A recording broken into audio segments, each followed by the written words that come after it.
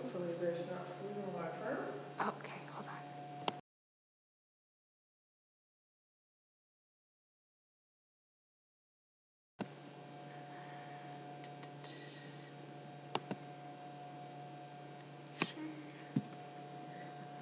Good morning and welcome to Live Science.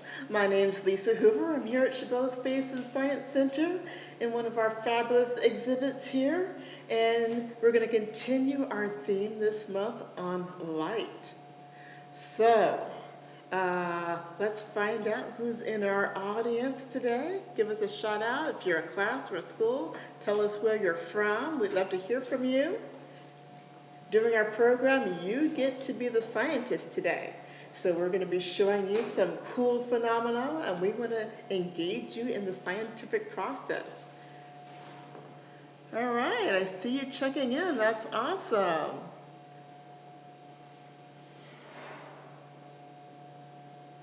Iris and Timothy.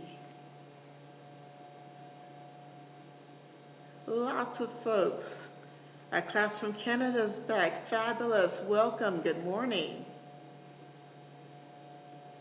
So just a reminder, Chabot Space and Science Center is closed at this time, but we are continuing our education through all of our virtual programs.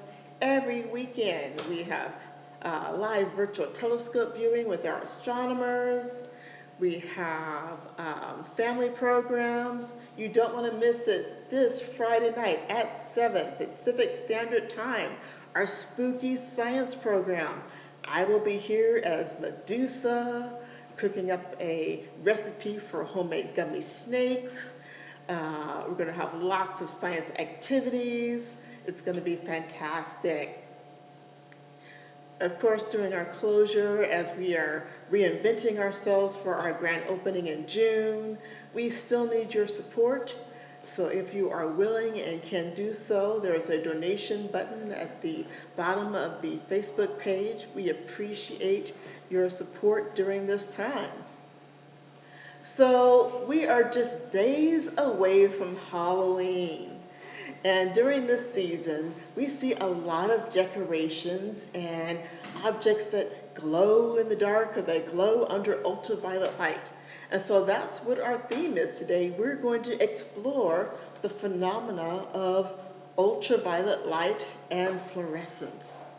So ultraviolet is part of the invisible spectrum. It's not something we can see in our human eyes, but I'm going to hold up our sign here. This is the little bit crooked visible light spectrum, which we call our rainbow. So the colors of our rainbow here, which we nicknamed Roy G. Biv: red, orange, yellow, green, blue, indigo, and violet. Right after the violet end over here, I'm upside down, is where the ultraviolet comes in. So it's part of the electromagnetic spectrum where all of our light comes from. And I can demonstrate this again. If you'll, my handy assistants, hold our light up. Do you want me to hold which one? I'm going to, there we go. All right, if I get the right angle here, you should start to see a rainbow appear. You should start to see some colors. In the chat, can you write down the colors that you see shining? I'm going to try and stay still here.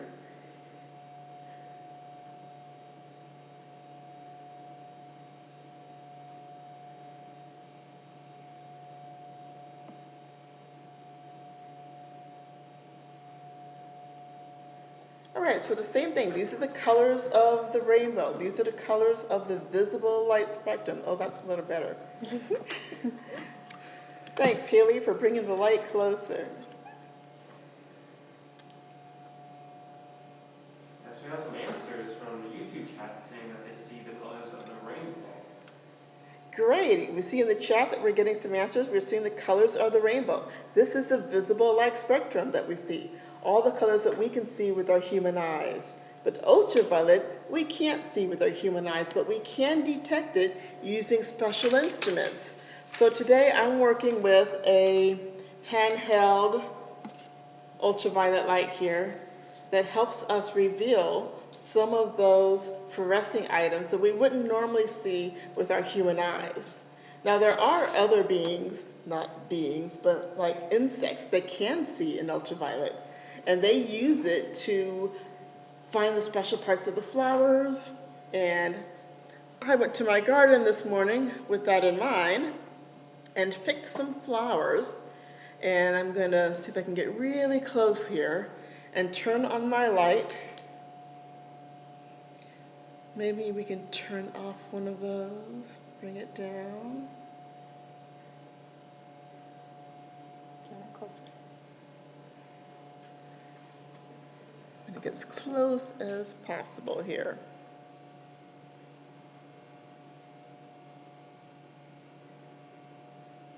Insects use ultraviolet, not all of them, to help identify the special parts of the flowers. I'm going to turn it around because they're all different.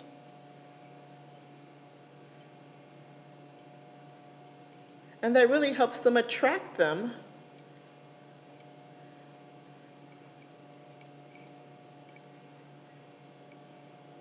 so that they can be great pollinators, bumblebees in particular. Awesome. Thank you, Haley.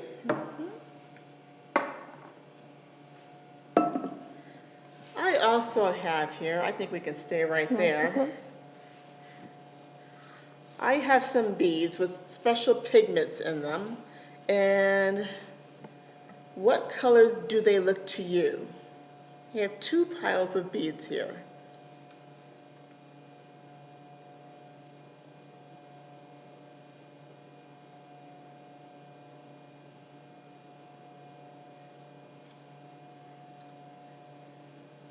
Wow, that light is really powerful because I'm starting to see a reaction there.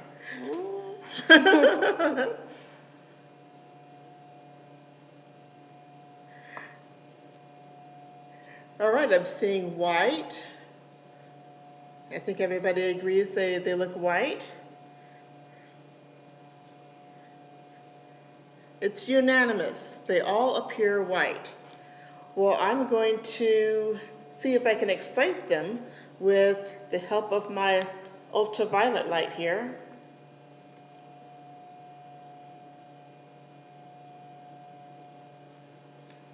I'm going to concentrate it. It's going to take a few moments.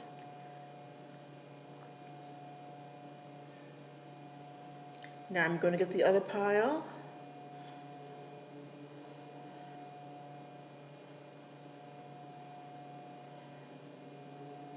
All right, now let's bring the lights back up.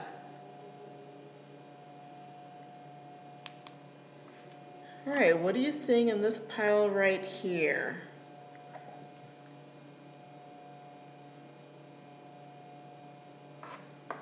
A couple answers saying that it glows and it changes colors. Some color changing, and you are correct. I'm going to see if I can get really close here. And I think the light is too close to me, maybe a little higher. There we go, perfect. I think you can see them now. I'm seeing purple answers. That's right, they look purple.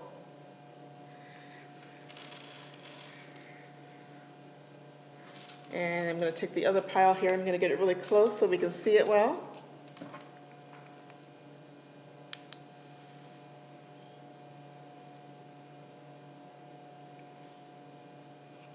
One question asking, what did you shine on the beads to change the color? I am holding a portable ultraviolet light. So this light simulates the light that we get from our sun. And there are three types of ultraviolet radiation. There's a UVA, a UVB, and a UVC.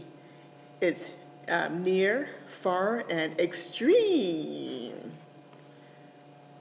Now, some of this light doesn't actually reach the Earth. UVC is really extreme, and our atmosphere blocks it. But we do get UVA and some UVB. But UVC is blocked by the ozone in our atmosphere.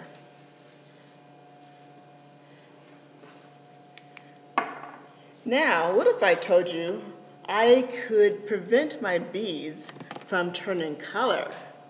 How would I do that?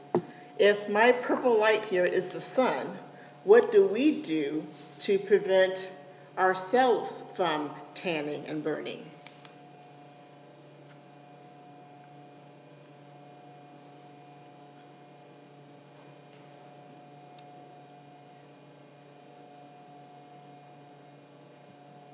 Seeing some great comments out there.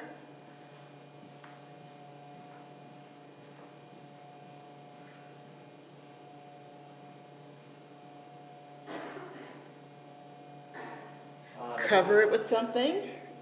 That's a good idea. Sunscreen. Sunscreen, great idea. So I'm wearing glasses, and maybe some of you also wear glasses. They often put coating on our glasses to protect our eyes from ultraviolet. So I'm going to see if my glasses are still coated. Whoa, I keep losing beads. And of course, now that I'm not wearing glasses, I can't see.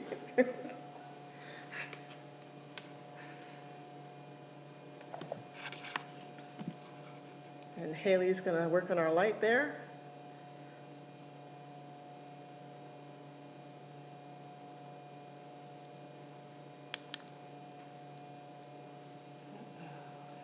So my coating is not that great. But what if I were wearing sunglasses? Do you think it would work?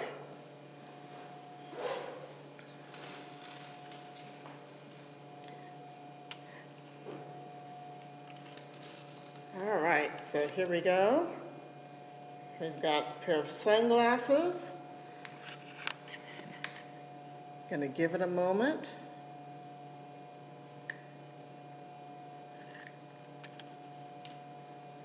And how do they look? To me, they're not too visible.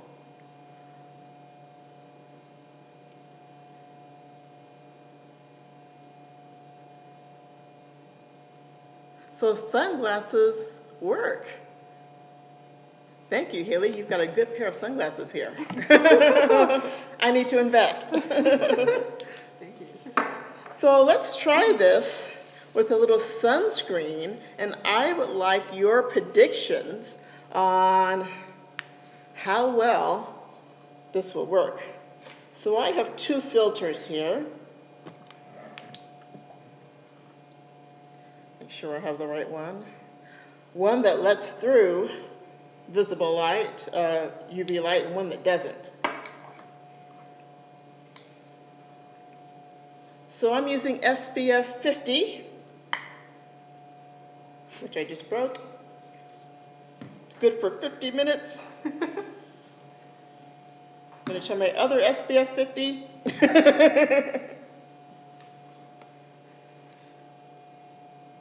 I should just put this on my glasses.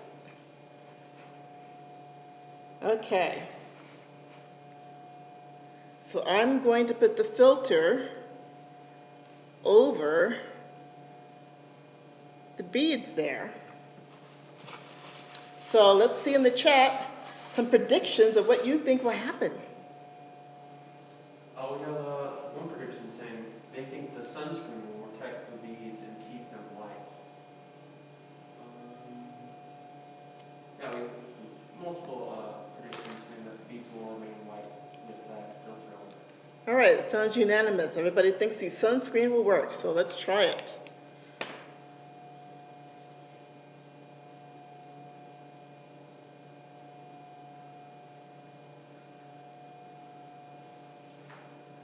All All right, that should be good enough.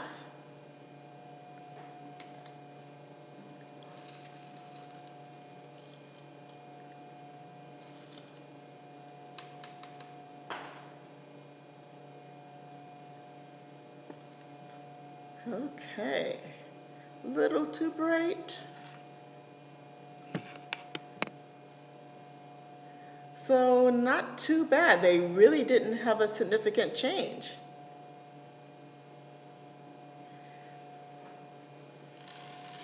You know what doesn't work? Expired sunscreen.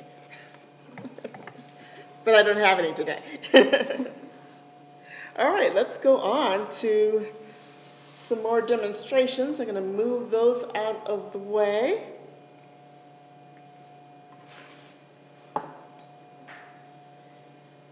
Since it's Halloween season, it's pretty popular to find lots of fluorescing and glow in the dark decorations and activities.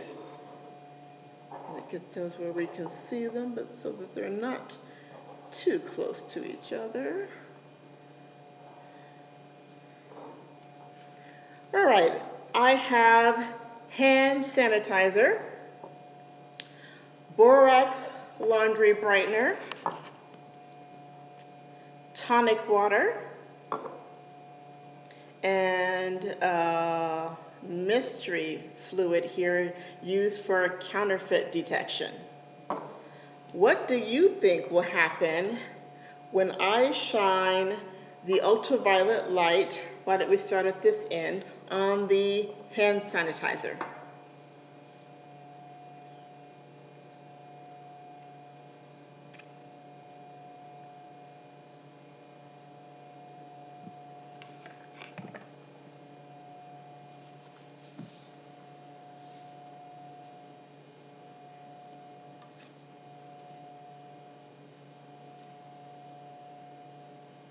And while we're waiting for some answers, you may have seen in the news or in popular ads that ultraviolet light is being used to disinfect. And it has that property. So going out in the sun actually, kills bacteria. It's very therapeutic, in addition to giving us vitamins. All right, we're starting to get some answers here. You have a couple answers saying that some of them might glow, some of them might actually not glow. Some might glow, some might not glow. Okay, so we have some of all the answers. Mm-hmm. All right. So we'll start with the hand sanitizer here.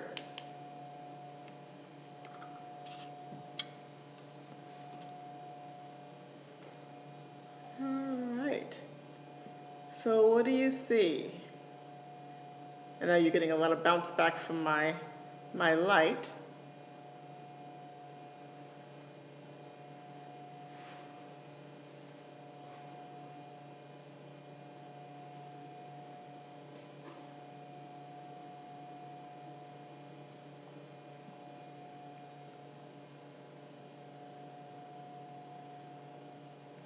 I see wows and happy faces.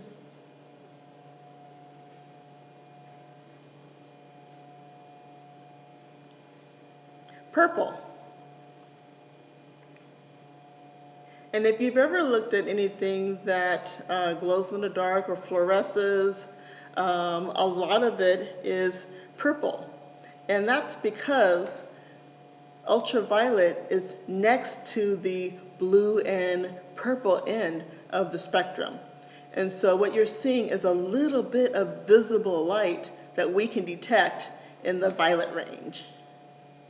Great. Now let's go on to our next example, Borax laundry brightener. So chemists add special bits of fluorescing pigment into laundry detergent to make our white clothes look brighter in sunlight.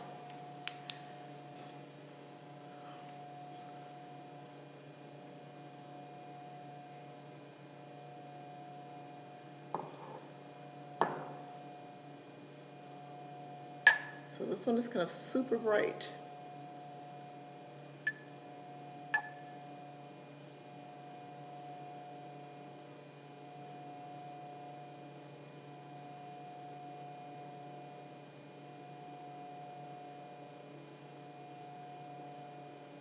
So we're saying the borax is glowing when you shine your UV. Yes, the borax is glowing. You are correct.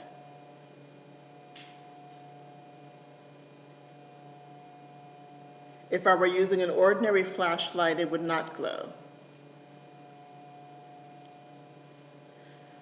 All right, let's go on to our next example.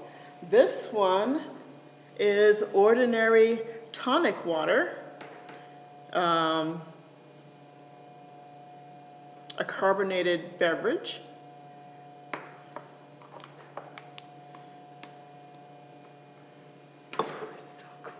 And check out that one. Let me get my light far enough away.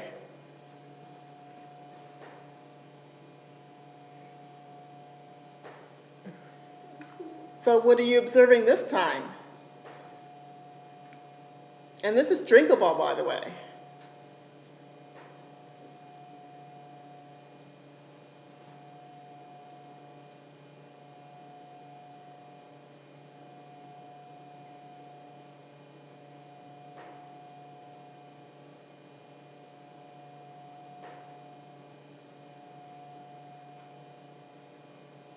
And so they're saying that it turned blue when you shine UV light.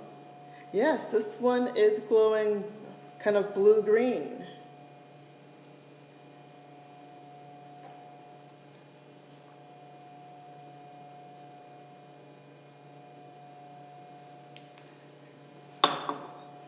Let's go on to our next example. This one is ultraviolet pigment. And what are you seeing with this one?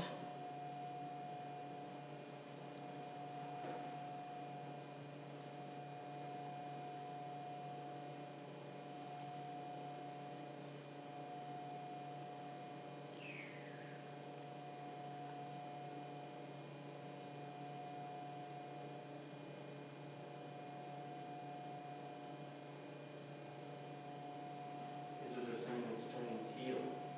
Yes, it looks teal, kind of a blue-green. So if we compare these two together, let's see if I can hold both glass bottles without dropping them.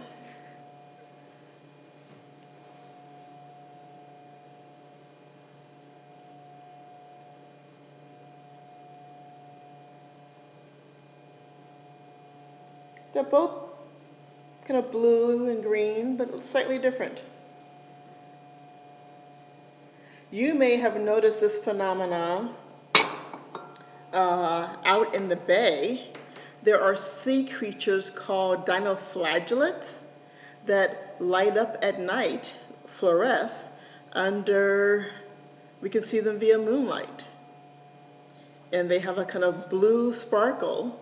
They're only excited when something goes by and disturbs them, and they set off a chemical reaction that results in like glowing blue water. And this is something we experience right here in the San Francisco Bay that you can see. So I'm going to bring all 4 containers back together here and see if we can see them side by side.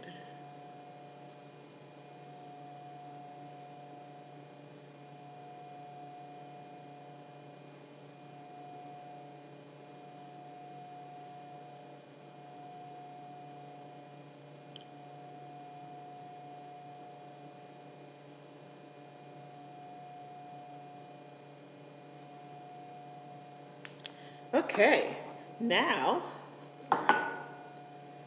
with my ultraviolet pigment, I can also use it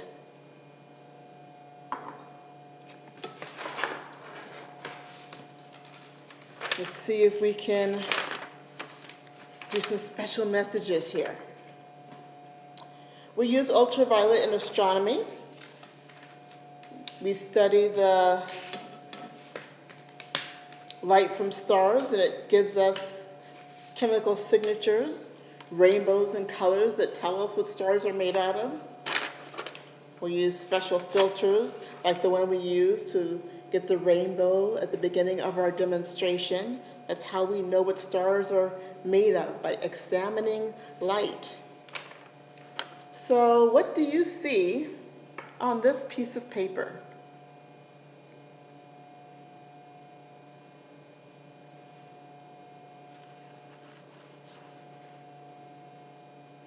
Give you a few moments to get your answers here.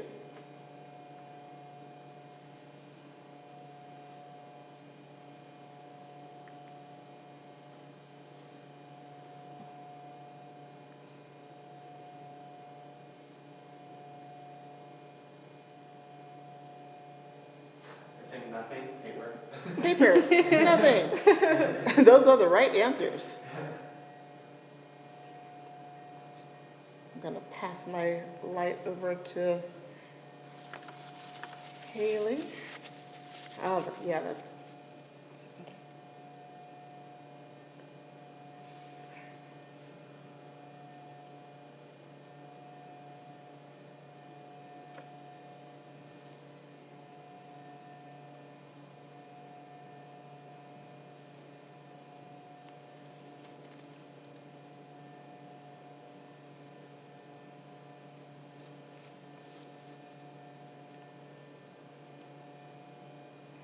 You're saying you drew a sun on paper.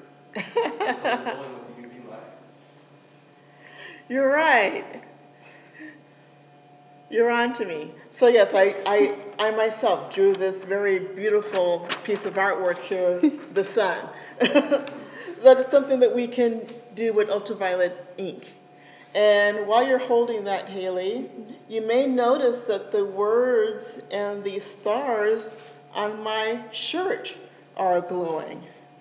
So they also have glow-in-the-dark pigment that react to the presence of ultraviolet light. So it's not just that it's white, but it's actually glowing. So that's pretty cool. You can get this shirt too from Oaklandish. Special offer just the month of October, I believe. All right, let's see if we have any more messages.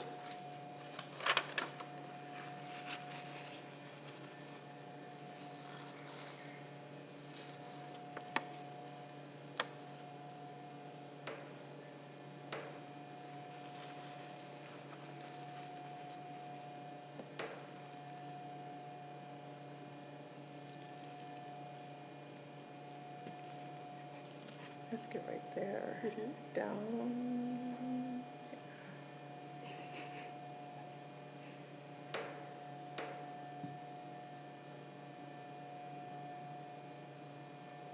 It's a heart. It's a heart.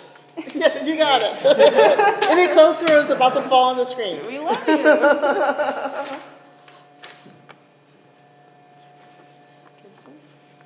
One more here.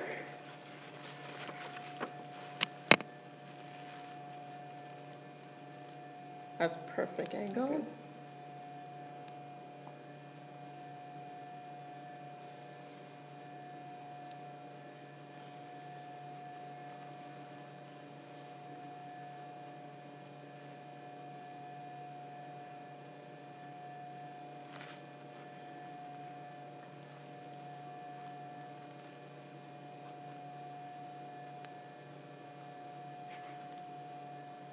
It says hello. It says hello. So with an ultraviolet light, you too can conduct your own investigation, because there are items that fluoresce under ultraviolet light all around us, especially in nature. Can you think of something that fluoresces in nature under ultraviolet light? Not glow in the dark, but fluorescence in the presence of ultraviolet. Let's see in the chat.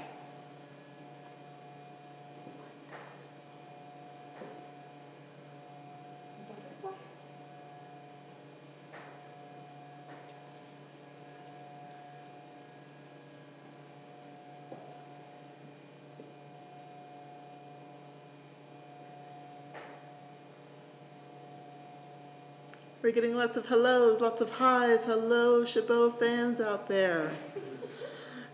Someone said a scorpion. Yes, scorpions fluoresce under ultraviolet light. Some spiders do. What about plant life? Golden mushrooms also. Yes, mushrooms and certain types of fungus like lichen that you find on trees, even some worms. So your challenge is to get an ultraviolet light. Go into the backyard or the neighborhood and conduct your own investigation and see what you can find and capture it. Yes, flowers like we showed earlier. Yes, more mushrooms. Forensic scientists use ultraviolet light. What do you think they use them to detect? And crime scene investigations.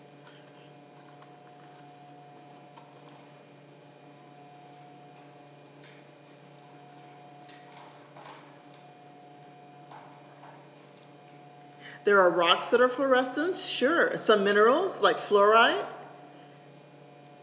which is where we get fluoride for our toothpaste.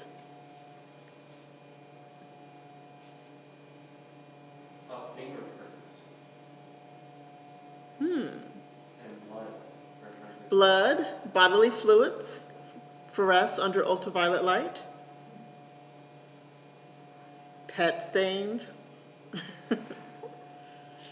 Some bugs, yes. Some insects, some spiders. Blood. You're correct. So ultraviolet is all around us. Well, we are just about out of time. Let's pause for a couple of questions as we are concluding our month-long study about light. Some people are mentioning fingerprints. If you've ever gone to the nail salon, those little handheld dryers, that's ultraviolet light, a cool type of light that they're using to fastly dry paint. Yes, you could use powder for fingerprints, that's correct. One of my favorite scientists, forensics, yes. Awesome. Well, I think I'll wait a few more moments for questions. While I do, just a reminder, you don't want to miss it this Friday night, right here on Facebook Live.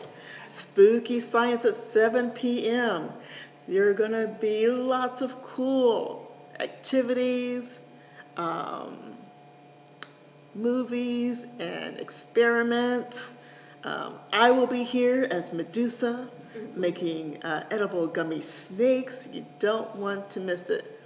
Every week, our live telescope viewing with the East Bay Astronomical Society. Tune in, it's amazing. There are a wealth of information.